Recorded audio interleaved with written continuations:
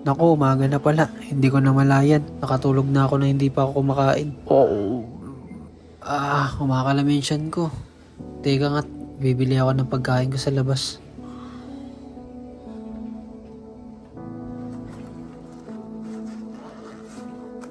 Naku, nakalimutan ko. Nagpadala nga pala ako sa Pilipinas ng pera. Ito lang yun ang tira sa akin. 1,050. Ano mabibili ko rito? Tsaka hindi naman to pera dito sa Canada. Paano ko mabibili to? Malas naman. Di bali na nga. Makapaglakad-lakad na nga lang muna. Didiskarte ako ng pagkain ko. Teka, nahihilo na ako Ang hirap ng walang kain-kain, grabe.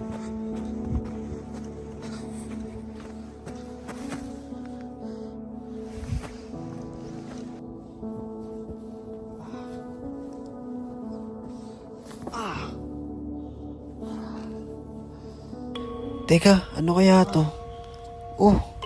ATM to at credit card. Baka ito na yung sagot sa gutom ko. Ano kaya pwedeng gawin ko dito? Hanapin ko kaya yung may-ari. Kaso may credit card, baka pwede kong gamitin to pambili ko ng pagkain. Kaso hindi pwede. Kawawa naman yung may-ari nito. Paano kung siya naman yung nagugutom ngayon? Tapos namumroblema pa siya dahil nawawala yung card niya na to.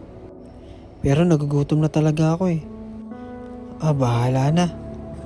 Sana po tama tong ginagawa ko. Hindi kasi pwede kung ano yung mangyayari dito sa akin dahil hindi ako nakakain. Kayo na pong bahala. Pero syempre mas gusto kong makatulong sa taong nakawala ng card na to. Paano kung ibili ko kaya talaga ng pagkain to? Hindi naman niya malalaman kapag nabawasan yung laman ng credit card niya. Pero pag-iisipan ko pa rin kung anong dapat kong gawin dito. Ito na lang kaya kainin ko. Kaso sa mga ibon yan, kawawa naman.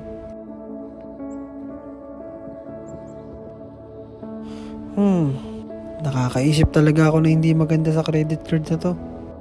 Pag hindi ko talaga kinayang gutom ko, baka ibili ko na talaga to.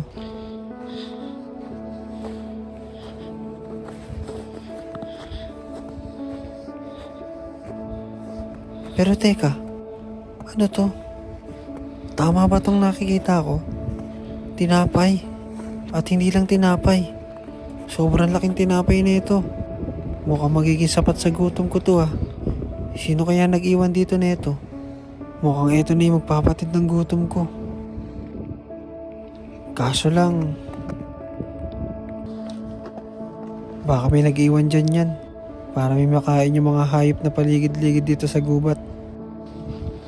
Ay, sayang ka talaga. Eto na, bibili na kita ng pagkain. Nandito na ako sa Dolorama.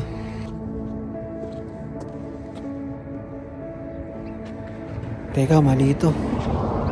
Hanapin ko na lang yung may-ari nito. Dito na ata yung bahay nun, sakto. Pag nabigay ko to, baka mabigyan ako ng pangkain ko.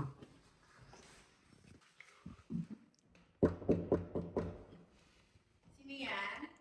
Tao po? Sino yan? Meron po kasi ako napulot na ID sa gubat.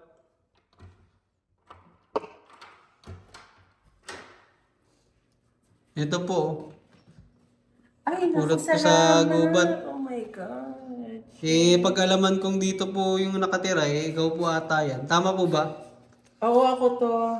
Oh my God, salamat. Galing na. Okay, wait lang. Ay, huwag na po. Okay lang ako. Hindi talaga, pagdamutan mo na to. Ay, sige po, salamat po. Buti, di pa kasi ako kumakain Sige, sige.